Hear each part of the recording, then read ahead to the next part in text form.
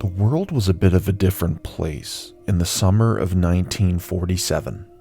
The Allies were not too far removed from toppling the German Third Reich and the elimination of Nazism in Europe. Unfortunately, this would lead to a great period of tension between Russia in the east and the United States and its allies in the west. Throughout this early post-war period, one event stood out that was at the center of political intrigue and diplomacy.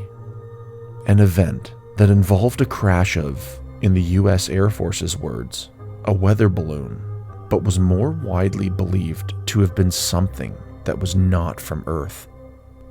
This crash would impact not only 1947, but would be a stepping off point for future alien and extraterrestrial intrigue.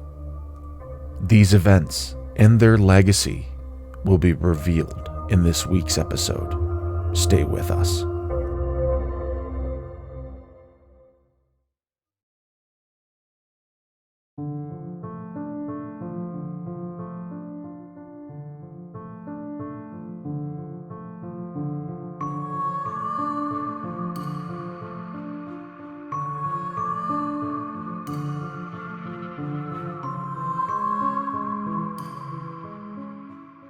Hello everyone, and welcome back for another chapter of the Insidious Agenda podcast. As always, I'm your host Nick, and on this week's episode, we're going to explore the famous Roswell Incident of 1947 and the lasting legacy it has had on this world. Ensure you're subscribed to this podcast so you don't miss out on any of our weekly episodes. Now, it's time to turn out your lights. Close your eyes, let things go quiet, and just listen. Maybe you're alone, or maybe you're about to be abducted. Now follow the sound of my voice, and let's get into our story.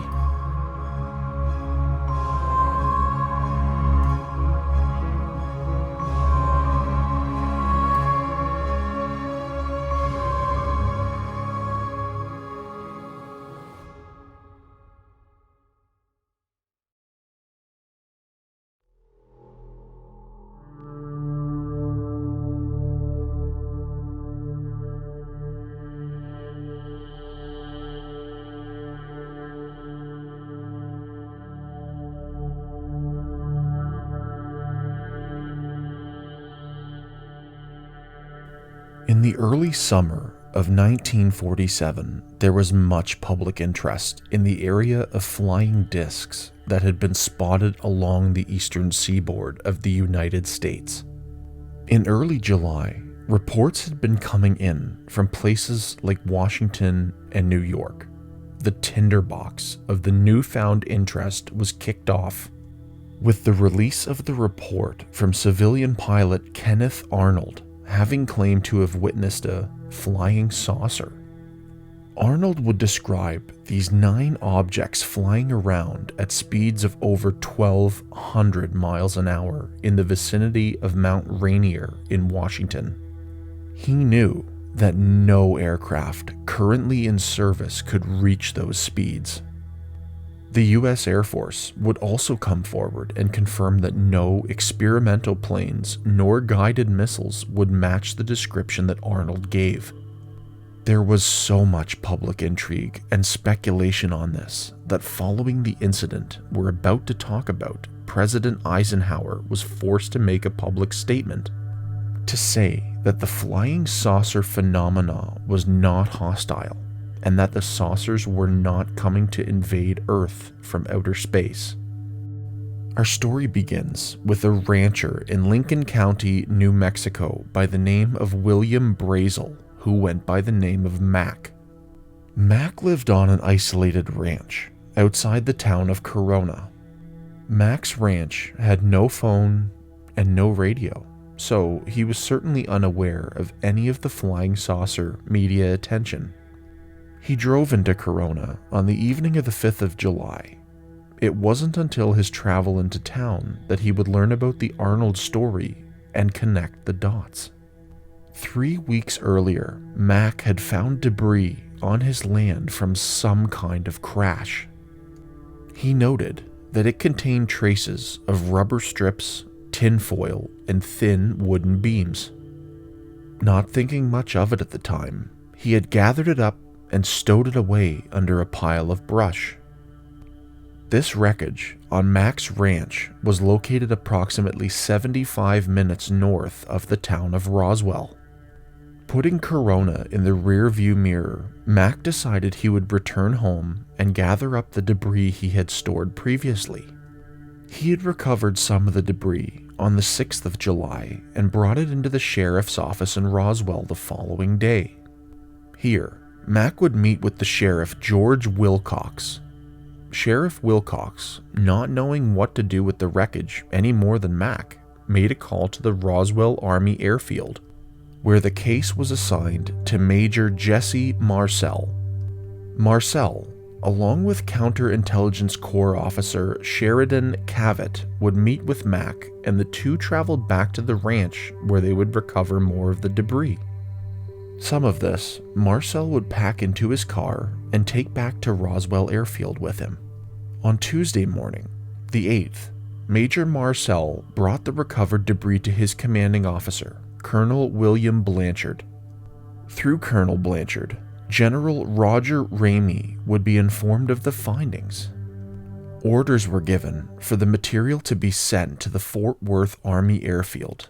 Major Marcel would accompany the findings all the way to Fort Worth aboard a B-29 Super Fortress aircraft.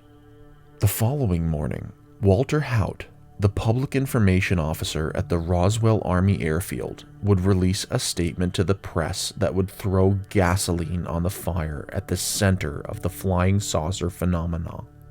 The many rumors regarding the flying disc became a reality yesterday when the intelligence office of the 509th Bomb Group of the 8th Air Force Roswell Army Airfield was fortunate enough to gain possession of a disc through the cooperation of one of the local ranchers and the sheriff's office of Chavez County. The flying object landed on a ranch near Roswell sometime last week. Not having phone facilities, the rancher stored the disc until such time as he was able to contact the sheriff's office, who in turn notified Major Jesse A. Marcel of the 509th Bomb Group Intelligence Office. Action was taken immediately, and the disc was picked up at the rancher's home. It was inspected at the Roswell Army Airfield and subsequently loaned by Major Marcel to higher headquarters. The following morning, the Roswell Daily Record, a local newspaper, picked up the story. Accompanying an article named "Disc Craze Continues, Army Discounts New Mexico Find as Weather Gear" were photos of Major Marcel holding up pieces of the recovered wreckage. It can be clearly seen in the photo that, and this will be posted on our Facebook page, whether it was staged that way or not, it is the debris of a crashed weather balloon. It wouldn't be until decades later, in an interview for the documentary called UFOs, A Secret History, that former Roswell radio personality Frank Joyce would recount his telephone conversation with Walter Haut, whom he had called to confirm the authenticity of the release. Of this, he had the following to say: "Walter, don't run this story. If you do, you're gonna be in trouble. They'll ship you out to Siberia." Of course, to draw potential readers, the newspaper would use the headline, "RAAF Captures Flying Saucer on Ranch in Roswell Region." When Major Marcel arrived at Fort Worth, the debris was brought directly to General Ramey's office, where it was examined by Ramey and his chief of staff, Colonel Thomas Dubose. After the examination, it was determined that the remains were of a weather balloon kite. The local duty weather officer explained to local media that these devices were used at approximately 80 weather stations across the continental US. Each weather balloon was attached to a reflective device. It was determined that the balloon had burst around 60,000 feet when it crashed near the ground near Brazel's ranch. The Roswell Daily Record reported this the following day after an interview with Brazel. The balloon, which held it up, if that was how it worked, must have been about 12 feet long, Brazel felt, measuring the distance by the size of the room in which he sat. The rubber was smoky gray in color and scattered over an area about 200 yards in diameter. When the debris was gathered up, the tinfoil, paper, tape, and sticks made a bundle of about 3 feet long and 7 or 8 inches thick, while the rubber made a bundle about 18 or 20 inches long and about 8 inches thick. In all, he estimated the entire lot would have weighed about maybe 5 pounds. There was no sign of any metal in the area, which might have been used for an engine, and no sign of propellers of any kind, although at least one paper fin had been glued onto some of the tinfoil. There were no words to be found anywhere on the instrument, although there were letters on some of the parts. Considerable Scotch tape and some tape with flowers printed upon it had been used in the construction. No strings or wires were to be found, but there were some eyelets in the paper to indicate some sort of attachment may have been used. Following this news release, the story started to lose steam and the public interest faded. The analysis of the debris as a weather balloon did not provide the same level of excitement that a flying saucer would have. Thus, the story would fade from the public sphere and remain dormant for about 30 years. The Roswell Incident began to garner new interest in February of 1978. Now, this was a period when there was a popular focus on outer space with the theatrical releases of Star Wars and Close Encounters of the Third Kind. UFO researcher Stanton Friedman was able to secure an interview with now retired Jesse Marcel, who, if you remember, was the person to accompany the debris from Roswell to Fort Worth for examination. Some of the statements that Marcel made contradicted those from 1947. The following year, Marcel would once again come into the public eye during his first filmed interview in a documentary named UFOs Are Real. This documentary was co-written by Stanton Friedman, who interviewed Marcel a year ago. The Marcel story never took off until it was written about in the tabloid The National Enquirer and the release of Charles Berlitz's book, The Roswell Incident.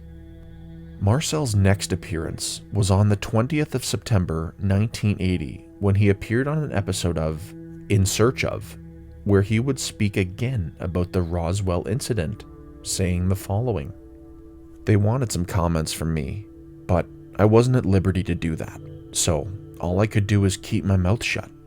General Ramey is the one who told the newspapers, the newsman, what it was, and to forget about it. It's nothing more than a weather observation balloon, of course. We both knew differently." The book and the interviews from Marcel would be a call to action for ufologists and those who believed in the being of extraterrestrials. Co-written by William Moore, the Roswell Incident took liberty with the description of events during the time of the happening. They believed that the weather balloon theory was a cover-up. One of their major arguments was the original debris was collected on Brazel's ranch and, in fact, flown to Wright Airfield, where the debris from the crashed flying saucer was substituted for that of a weather balloon. The purported reasoning was that the alien craft was likely in orbit over the New Mexico desert, carrying out surveillance on a U.S. nuclear weapons technology when it was believed to have been struck by lightning and crashed, killing all aboard. Though the book would be largely disputed, it did spawn a conspiracy theory and a number of hoaxes around the entire incident. One new piece of information that was brought forward in the book was the introduction to the idea that bodies were recovered from the wreckage, something that certainly added itself to national excitement. The book included 2 accounts of witness intimidation, one of which that led to the incarceration of Mac Brazel. The authors claimed to have interviewed 90 different witnesses, of which 25 were only included in the book, 7 of which claimed to have saw the debris, and only 5 who actually handled it. The next major event surrounding Roswell came in 1984. Mysterious documents began to make their rounds that were supposed leaked classified memorandums concerning an operation known as Majestic 12, or simply MJ-12. This was a supposed secret operation that was launched during the presidency of Harry S. Truman and was meant to handle the Roswell Incident. The documents were said to be in the possession of British ufologist Timothy Good. These documents reportedly named a secret committee of 12 people to explain 3 things. 1. How the crash of an alien spacecraft in 1947 should be concealed. 2. How to exploit the recovered alien technology. And 3. How should the United States engage with extraterrestrials in the future? According to some researchers, a fellow ufologist named Jamie Shandera received an envelope in 1984 that contained film, which, when developed, showed 8 pages of documents that appeared in the briefing notes for Operation Majestic 12. As part of their research into MJ-12, Stanton Friedman, Bill Moore, and Jamie Shandera uncovered a document known as the Cutler Twinning Memo in 1985. The document found in the National Archives was said to have made reference to the Majestic 12, however, has been proven to be a hoax, as Robert Cutler was confirmed to have been out of the country when it was written, and the signature of Harry Truman was a pasted-on photocopy. After this, a man named Richard Doty came forward, having claimed to have been connected to the United States Air Force Office of Special Investigations. He would tell filmmaker Linda Howe that the Majestic 12 was a real thing, and showed her documents that he said proved the existence of small, gray, humanoid aliens that had come to Earth from the Zeta Reticuli system. He promised actual footage of the aliens, but never delivered on that promise. As there was no concrete proof that Majestic 12 was a real thing, it began to be dismissed as a pure hoax. The FBI would conduct its own investigation into the secret documents and quickly dismiss them as bogus and inauthentic. The U.S. Air Force Office of Special Investigations stated that no such committee had been authorized or formed. Much like it was believed that the Roswell incident was covered up, the UFO community believed that the Majestic 12 documents were part of a disinformation campaign by the United States government to deflect attention away from other secret projects. In 1991, a new book called UFO Crash at Roswell was written by Kevin Randall and Donald Schmidt. In their book, they interviewed 100 new witnesses. Among the witness accounts was the report of an elaborate military cordon and debris recovery operation at Brazel's ranch. They claimed there was also a gouge that extended 400 or 500 feet. They made report that General Arthur Exon was aware of the debris and bodies removed from the site, but he refuted this as being second-hand rumor. Later that year, a retired USAF general named Thomas Dubose, who posed with the photographs of the debris in 1947, acknowledged the weather balloon cover-up, much in line with that of Major Marcel. This would mean that Berlitz and Moore's account of the cover-up story with the weather balloon was correct, albeit not exactly the kind of exciting news that they would be hoping for.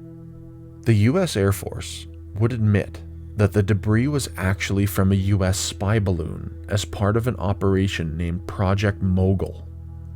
Project Mogul was an attempt to monitor nuclear testing by the Soviet Union. The apparatus consisted of a series of high-altitude balloons with microphones attached that were meant to fly over the USSR. These would detect sound waves at an altitude that wouldn't give away their position. Being in the Cold War era, it was necessary to prevent giving away details about espionage, hence the weather balloon cover-up. Another major account that was outlined in the 1991 book was that it featured stories from a mortician named Glenn Dennis. Dennis claimed to have received a handful of calls from the airbase asking about body preservation and about small, hermetically sealed caskets. He would also come forward with the story that he had spoken to a nurse who claimed to have taken part in an alien autopsy. This would be the first time that alien bodies were alleged to be held at Roswell Air Base. Throughout the later parts of 1991, Dennis founded a UFO museum in Roswell along with Walter Haut and Max Little, and he would continue to spread his account of this alien life form in various documentaries. While the book viewed Dennis as a credible source, he was discredited once it was discovered that the nurse he had received a story from was proven never to have existed. In response to this, Dennis would only change her name. He would also be further discredited for having waited about 40 years from the time of Roswell to come forward with information that was from a series of unconnected events. Between 1992 and 1994, other books would be written about the incident. They would bring new theories and ideas about what truly happened. The widespread amount of stories and evidence, usually differing from one to the next, began to divide the UFO community. The two main UFO research organizations, the Center for UFO Studies, or CUFOS, and the Mutual UFO Network, or MUFON, disagreed on the various scenarios presented in all of the works. Several conferences were held to try and resolve differences, only being able to bring minor agreements. Because of the increasing public interest, US Congress would begin to make a number of inquiries into the events themselves. The General Accounting Office would launch a specific inquiry at the US Secretary of the Air Force in order to have an internal investigation conducted. The first report was released in 1994 and concluded that the resulting debris was from Project Mogul, the military secret surveillance program. The second report, released in 1997, was intended to be a complete account of the events titled The Roswell Report, Case Closed. The key piece of information here was in reference to the reports of alien bodies recovered from the site. Congress drew the conclusion that they were simply test dummies that were used in military programs, like Operation High Dive in the 1950s. This outcome was widely accepted and was the outcome of the investigation into Project Mogul. It was concluded that there was no credible evidence to present a compelling argument that the object was extraterrestrial. One of the more well-known conspiracy theories, even after the likeness of the alien body theory being disproven, is that the extraterrestrial bodies recovered from the crash were sent to a military installation at Groom Lake, Nevada. Now, to those of you who love UFOs and extraterrestrials, this might already sound familiar to some. If it doesn't, I'll use its more common alias, Area 51.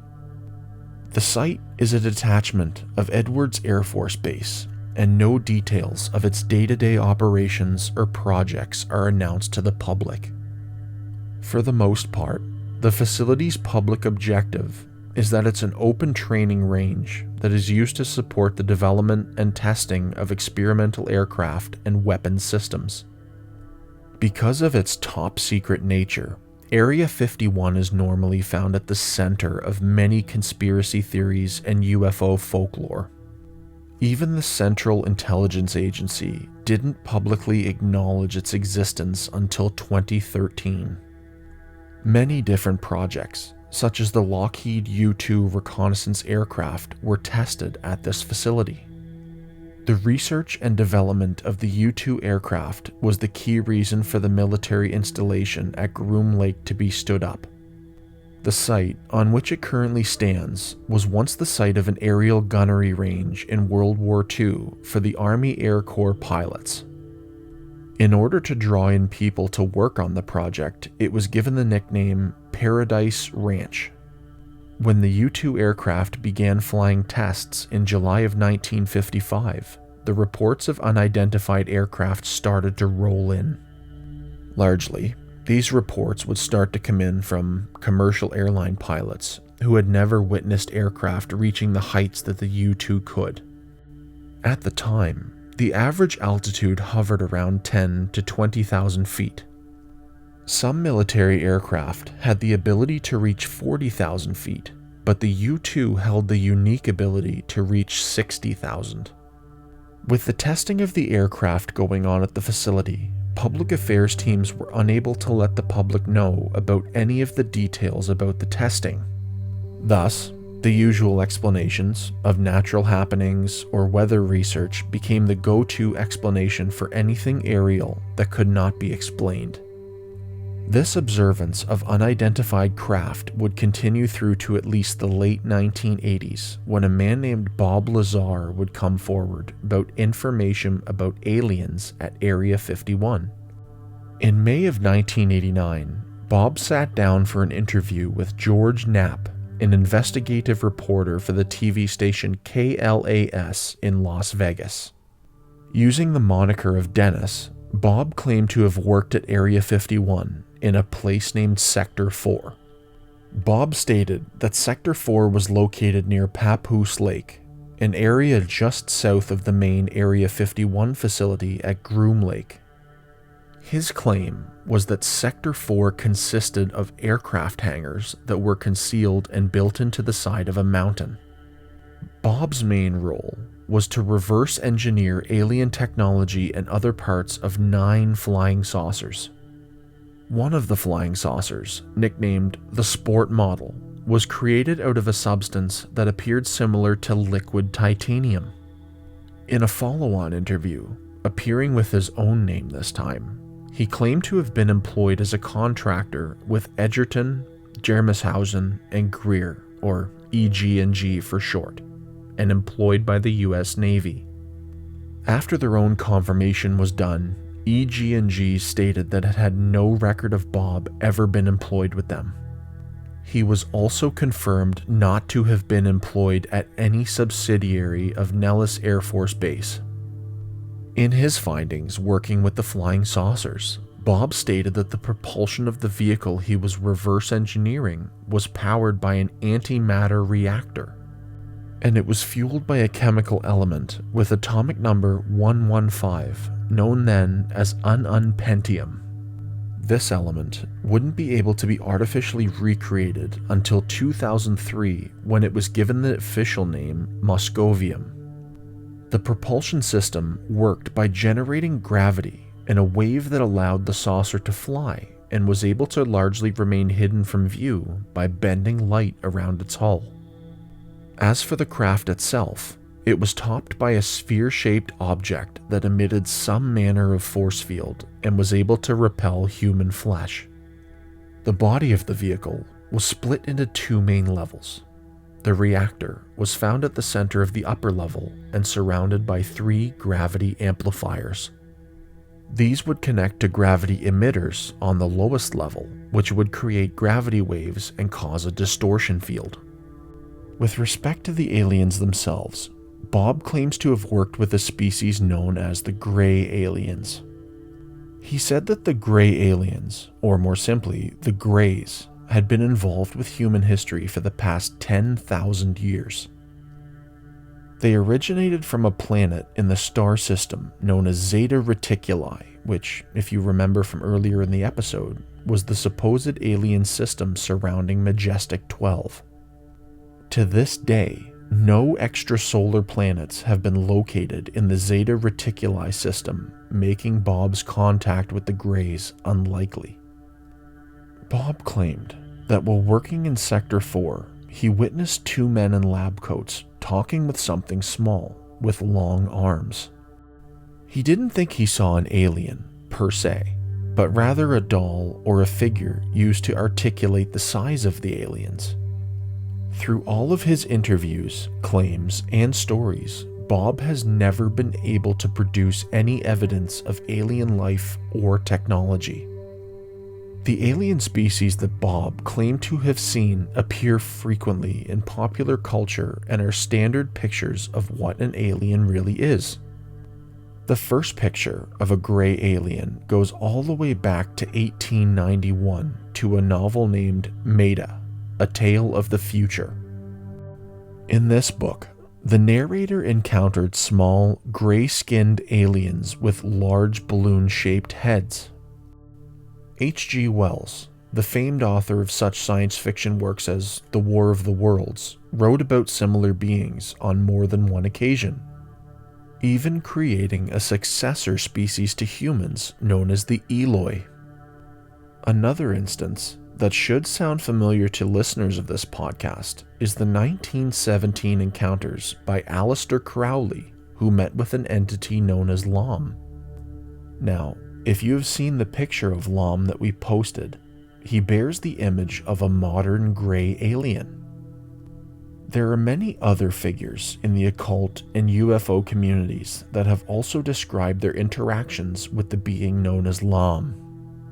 One of these described him as having a cold, computer-like intelligence that the human mind wouldn't truly be able to comprehend.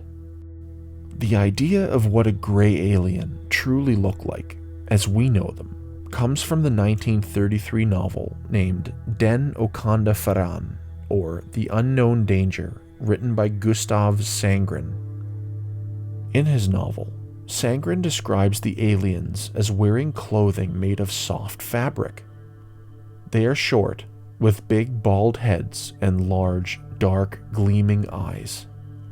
The Greys really wouldn't come into the interest of the public until an event in 1965 when Betty and Barney Hill would claim to have been abducted by entities that resembled the Greys, but this story will be for another time. The Greys are most often associated with alien abduction reports and make up about 50 to 75% of all reports worldwide. Abductions themselves are described as being horrific. There have been reports of sexual assault, combat, and many other traumatic experiences. In each abduction occurrence, there seems to be a great focus on the eyes of the Greys that sometimes come with a hallucinogenic side effect that can evoke different emotions. It's quite clear to see how the events that happened in Roswell in the summer of 1947 have echoed through time and continuously provide education, entertainment, and more than anything, even more questions. Like most things, conclusions can be drawn and hoaxes can be debunked. Many people have come forward with their experiences surrounding the beings that aren't from our world. Are they out there, waiting just beyond the veil? If so, what are they waiting for? Sightings of mysterious craft are brought forward from all corners of the world. It can certainly be believed that they are up there somewhere, watching and waiting. Whether the events of Roswell or any other alien encounters are false or real, the common person will never know for sure. But with this, it's an awfully big universe, And if the stories and reports point to one thing, it's the fact that we are small, we are insignificant, and that we are certainly not alone.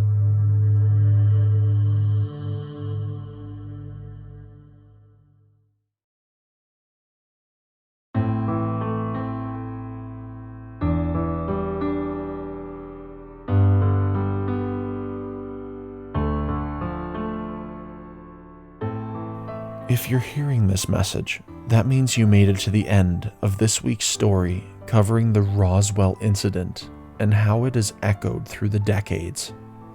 I hope you enjoyed this week's story, and I wanted to thank you very much for listening. For more information about our podcast, please visit the link tree in the show notes. And before you go, remember to subscribe to the podcast and leave us a quick review so you don't miss out on any of our weekly episodes. If you like this episode, please tell a friend about the Insidious Agenda podcast. Any donations can be made to our PayPal account in the link tree. So come back next week for a story about the origins of spiritualism and the fabulous Fox sisters, Maggie and Kate. New episodes are released every Tuesday at 5 a.m. Eastern Standard Time. But for now, it's time to close the cover of the Insidious Agenda. I'll see you again next week.